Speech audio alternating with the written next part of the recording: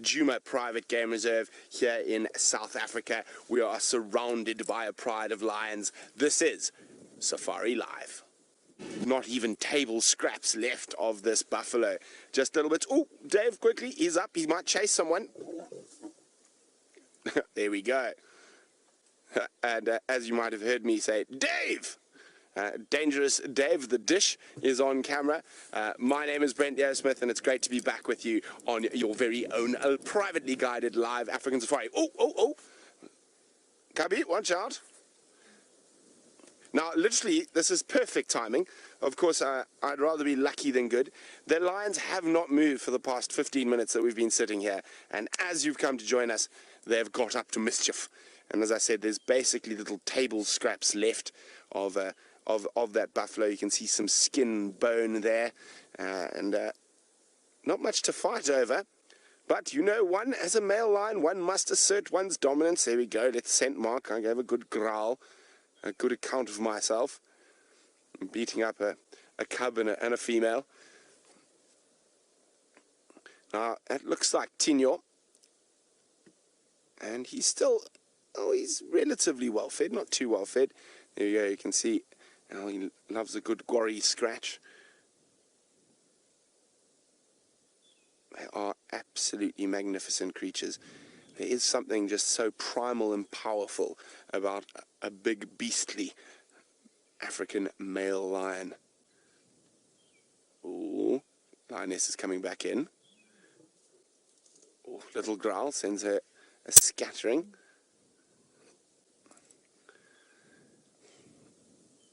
Now, let's see what's going to happen now. Nkuhuma is lying without a care behind us. He hasn't even lifted his head for the growling. The little cub, we can't see him, is behind Tinyo. There's still, oh, here we go. I mean, as I said, there's literally not even a mouthful that he's defending at the moment.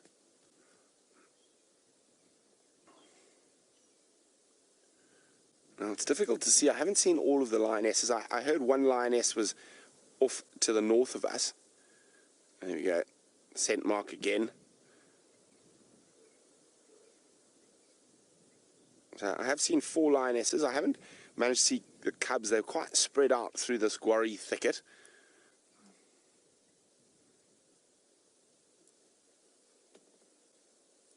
There we go. The little guy sneaking back in.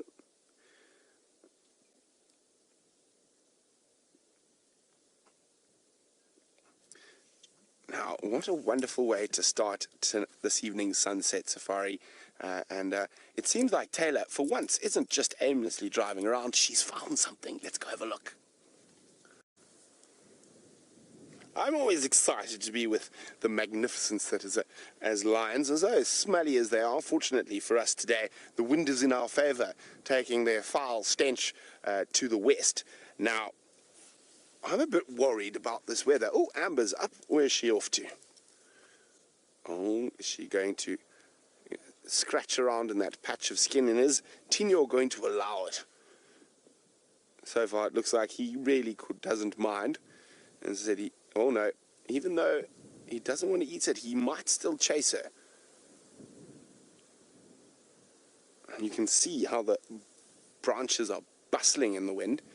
Now, there's been some incredible rainfall today. We'll chat about that in a moment. Let's just see what plays out next year. No, she's decided that there's nothing worth eating. I'm just going to go say hello, Miss. Oh.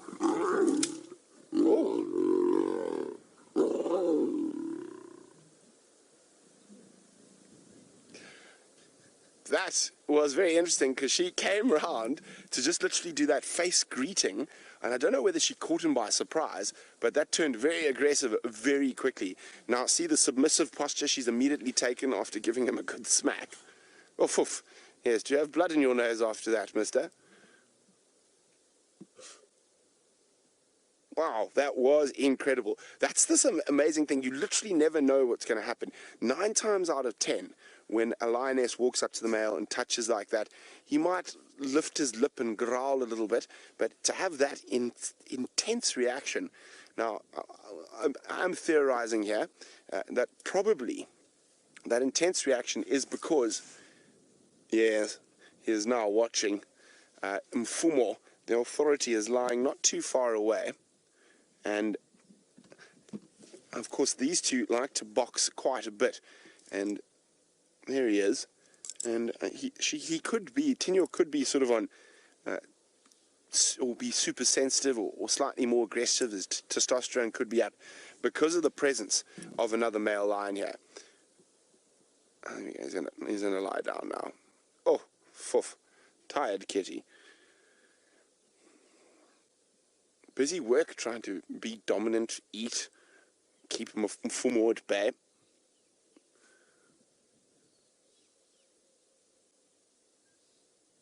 Wow, that was pretty awesome.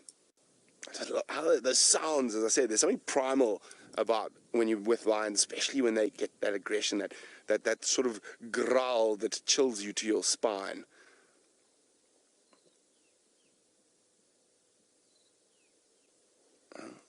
Let's go have a look what's happening with the rest of the pride.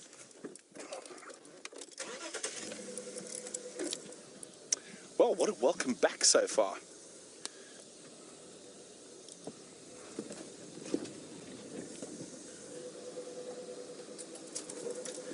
So as I said, the rest of the pride are all about here.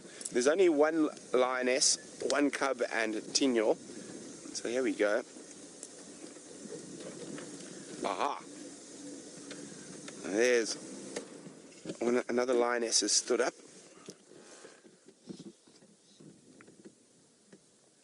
There she is, looking quite nice and fat, but not nearly as fat as that cub in the foreground. Look at that belly. Oh, that is an obese cub. That cub could not put any more buffalo in its belly if it wanted to. Hi, Jack. Jack is wondering how many males are normally in a pride of this size. Well, it completely depends, Jack. So what happens in this part of South Africa, we have a lot of what we call coalitions. So it's a very high density lion area. So a single male would struggle to keep a pride away from other males. So what happens, you normally have 2 to 6 male lions in a coalition, and they will often have multiple prides. So this, we've got 2 out of 4 with us at the moment. There's the other male lying off to the left, and they are part of the Birmingham Boys is the name of their coalition. And as I said, there are 4 of them, and they have 3 different prides in the territory they control. The Nkuhumas, which we're with now, the Styx Pride, and the Torchwood Pride. So there we go. Those are the 3 that they're in control of. And normally we see up here in the northwest, we mostly see Mfumo and Tinyo, the 2 that we've seen so far this afternoon. And down in the south and the east, it seems to be more Mtsugu and Nena in that area. But we do see it all fall together from time to time.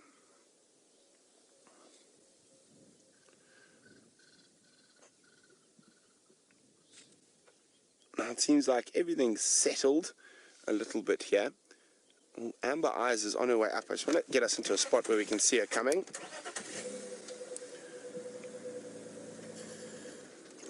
She looks like she might be coming to join the rest of the pride.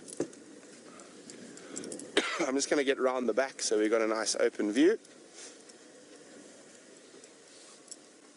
Or she flopped down before getting there? No, there she comes.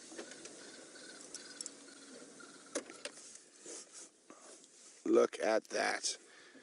Now, there's the lioness who just got into the tiff with Tinyo.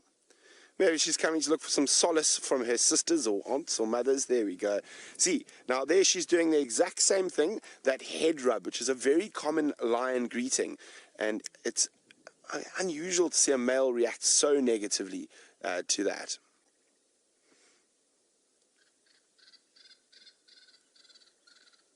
Now, apparently you guys have got some awesome screenshots. They could be called scream shots or growl shots of that little altercation between Tinyo and Amber. There we go. There's a phlegm and grimace. She's just smelt, oh, excuse me, Amber's urine. And there's a little hole on the top of her mouth. We've got it, but it's pretty much redundant in us. If you do that, little hole in the top of your mouth called the Jacobson's organ. And there it takes the smell of the urine, takes the chemicals and pheromones and processes that to their brain. Will let them know about estrus cycles, health of the animal, all sorts of things like that. There we go, she's doing it again, smelling where the amber-eyed lioness urinated.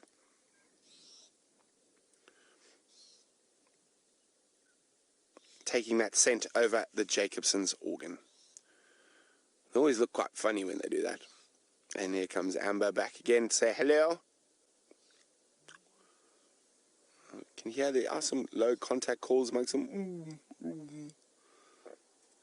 It's very, very common lion behavior. Flop against each other.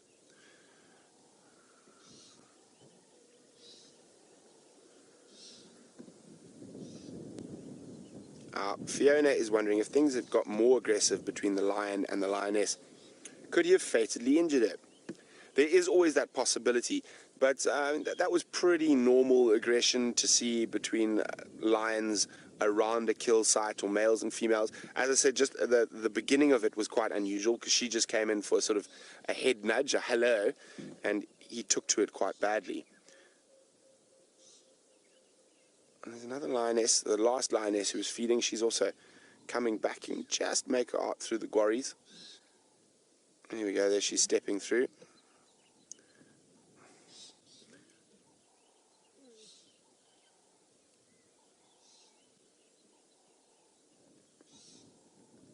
No, where's she going to greet? She's going to go greet the other lioness. So there we go, again, that very traditional lion greeting, the head rub. Oh, hello. Oh, you can hear the cubs greeting now.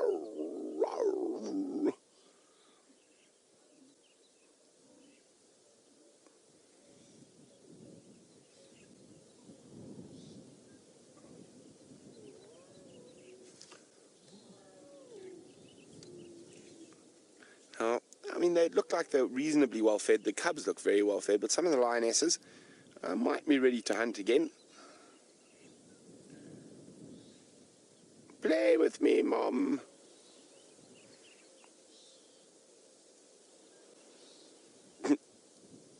Naughty little ones. There we go, going forward to greet the rest of the females. Now, of course, this is cold, windy weather. There's always a possibility that these lions might get up, get on the move. They might head somewhere close by to a waterhole for a drink. They might even go hunting. And they do enjoy this cool, cool weather. And we're on a live safari, so you literally never know what's going to happen next. Oh, look at this, all this wonderful greeting. All those wonderful noises. So if you want to see what happens next with the incredible Nkuhuma Pride, stay tuned after the break.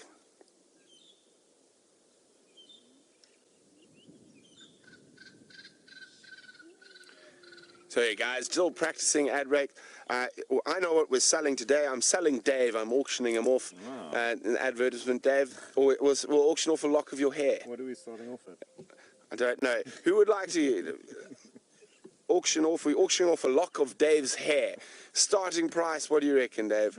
Minus $500. Dave will pay you to take a strand of his hair. Only joking, of course. Let's just move around a little bit.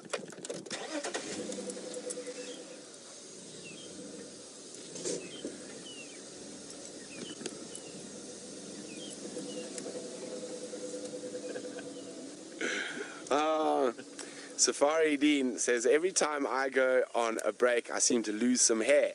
Any more holidays and I'll end up looking like James or Steph. Well, there's actually quite a funny story to why this is. Sorry, I'm going to have to be careful because there's a microphone in here. So there we go. It's quite short. So it needed a bit of a trim. But us being us here in the camp, I decided that, you know, paying people for haircuts is just a ridiculous notion. So I basically pulled it into a big ponytail. And Kirsten just chopped it. And then Connor took a chop, and we made such a mess that I actually had to go into town so they could try and fix the mess that we made. Oopsie, there goes my microphone. Let me put it back. But yeah, that is why the hair got shorter and shorter over a very quick period. It was to try fix the hatchet job that Kirsten, Connor and myself did on my own hair. Jamie just sort of looked and went. Yeah, Kirsten says I'm welcome for the hatchet job. I think I should bill her for my haircut. You know, everything is calming down. As I said, there's absolutely nothing left. Ooh. Yeah, Tinyo's up. He might, if he comes through here, we might get a reaction out of him for more. Everyone ready? Nkuhuma hasn't spotted him just yet.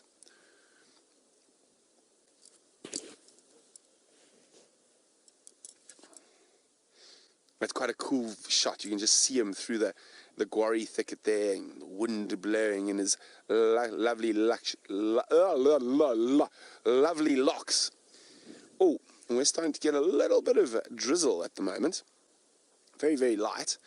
But as some of you know, my little brother works at a safari lodge in the Sabi Sands down to the south, called Sabi, and they had incredible rain this morning. I think we just want to see what this happens between these two males. If Tinyo comes in, there is a much closer than that. There is a good chance we might get a reaction from Nkuhuma.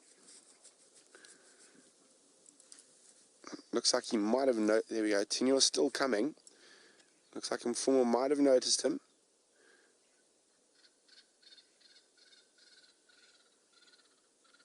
And it is incredible to watch these male lions just absolutely exercise that incredible power when they do fight.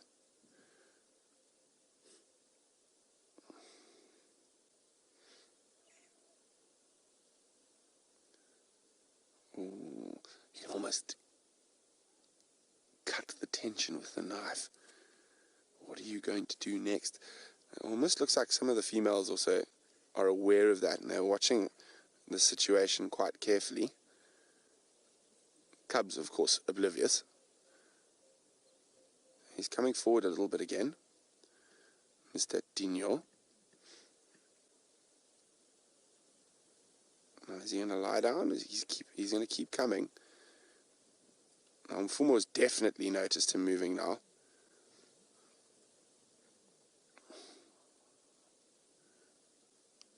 Now, a lioness going to him might also prompt some action from the other male.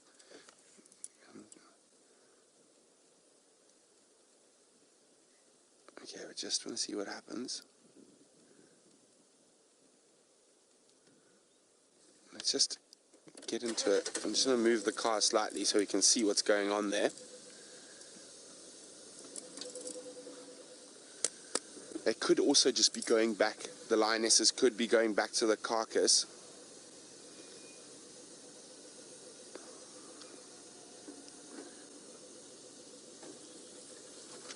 There we go.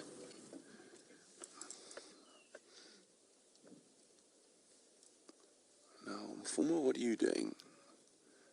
There we go, he's heading closer towards Nkuhuma now. Surprised we haven't heard any low growling. They might greet each other though. You never know. That's what's going to happen. Look, he's striding straight towards him. Oh no, they're going to be loving today. They're not going to box today.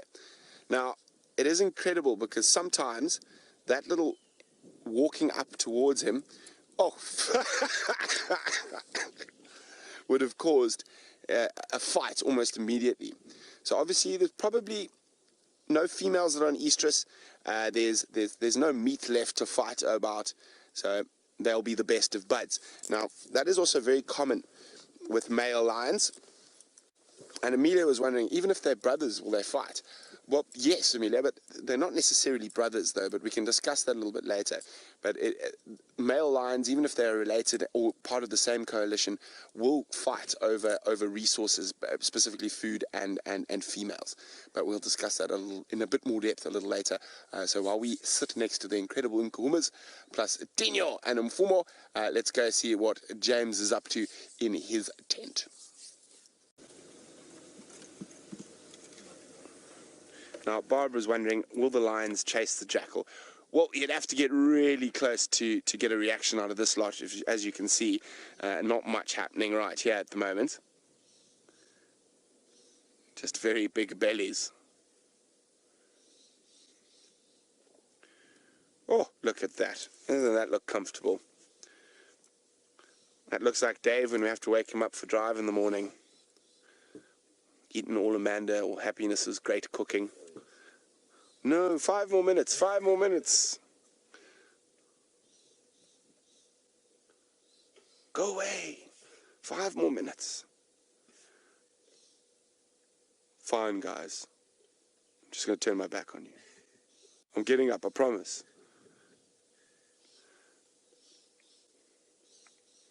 Yes, Dave is the only person I've walked into the DRC and heard an alarm going, and he was fast asleep, and the alarm was right next to his head as well. I can still, oh look, there's another one of the cubs doing some claw cleaning on that leftover knobthorn. Connor, who actually used to share with Dave, a room with Dave for a while, says, try living with Dave. Yes. Well, hopefully he's not as smelly as the lions.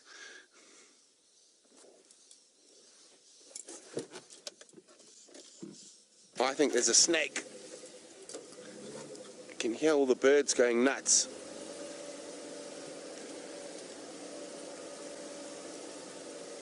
Where? Oh no, they're alarming at the jackal. He's come right in close now. So he's testing the lions. Now there might be a bird's nest close by that jackal might have got close to, that have set off all the starlings and magpie shrikes. Oh, here comes the rain. I'm just going to put my back towards the rain, so...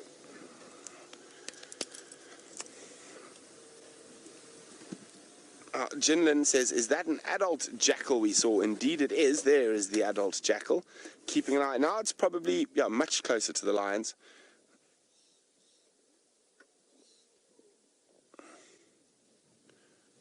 And I've actually seen jackal run in and grab pieces of meat from a lion carcass while they were busy feeding. Okay, wait, Dave, I'm going to move our... I think we're going to have to drop our sides.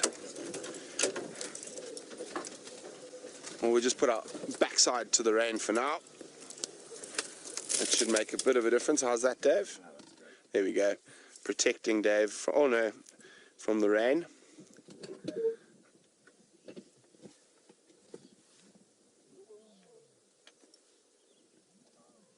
What's he up to? Mom!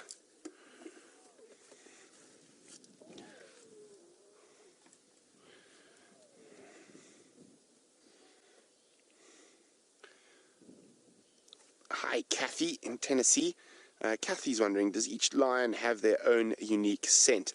I would say almost definitely, Kathy. The same as they will have their own unique roar. Of course, for us, it's almost impossible to distinguish between the scents and sounds of lions. But I think for the lions, it'll be as easy as for us distinguishing between different human beings' voices.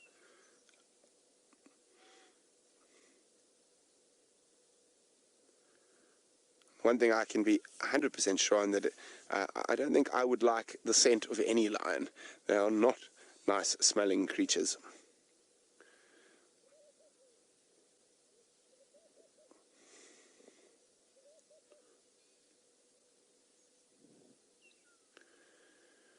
Now, before we dashed off to go put some of the rain roof on, let's go down to Mr. Nkuhuma. It seems like he's still feeding.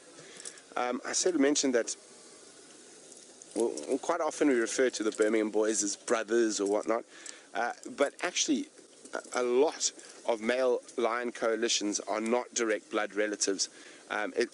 Not to say that not all of them are. They're quite often will be made up of multiple males. So you could have 2 or 3 young males that migrate from one pride, and they join up with 2 males that migrated from another pride. So without doing genetic tests, again, it's impossible to say. So there we go. The authority is still munching upon the remnants of that buffalo, cutting through that thick skin. You can see how it's almost like a big pair of side cutters, those premolars of a lion.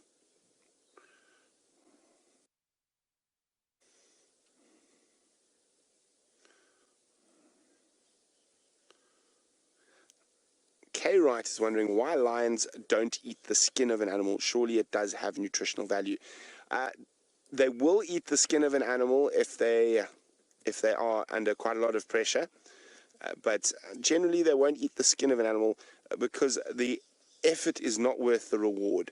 So there's very, very little nutrients in the skin, and it's really tough, and it's hard work to chew, hard work to digest.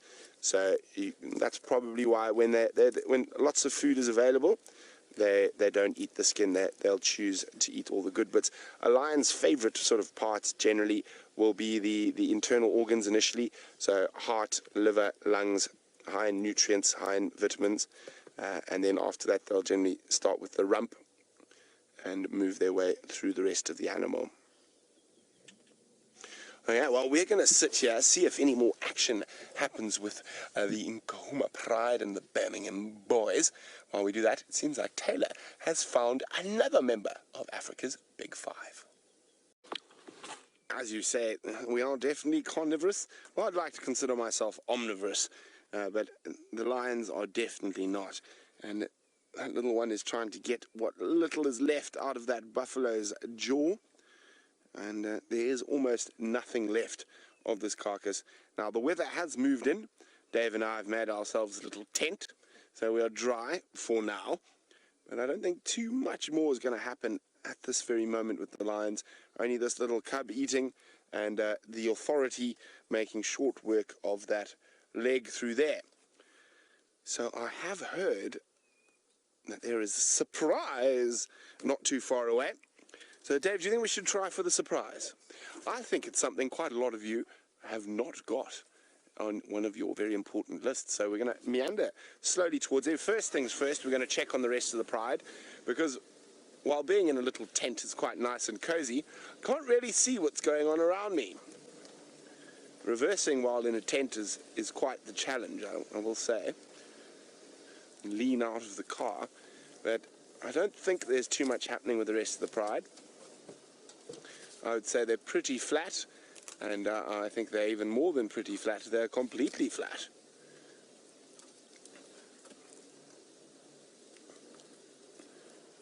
So there we go, a bunch of flat cats.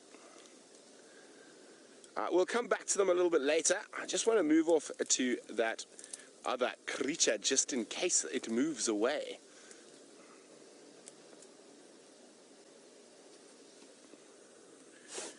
And let's have a... You can see there's a pile of lions there. We'll get back to them.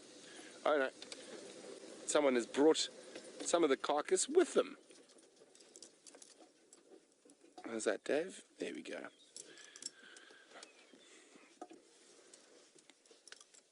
So you got the leg of the buffalo.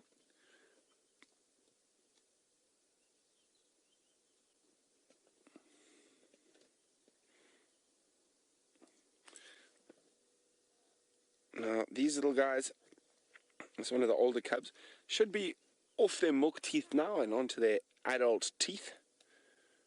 It's a little bit stronger, a little bit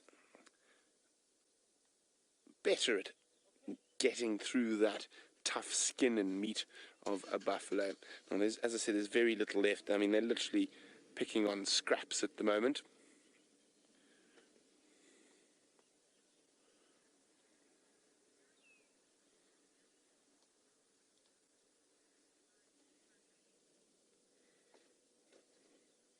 Hello, Andy and Julia in Los Angeles.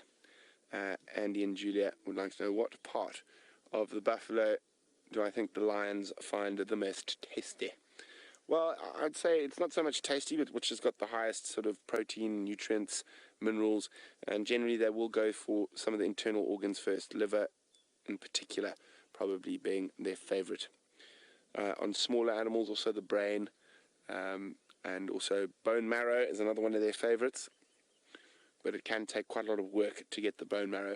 So it all depends whether the work is worth the reward.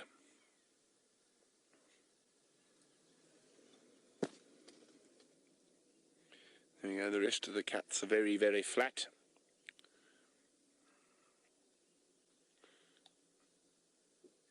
I definitely think they will move overnight. So let's hope they move down towards quarantine. And hopefully, as I say, hopefully they move towards quarantine and camp overnight. And you'll get to see them on the dam cam, which James is looking at this very second.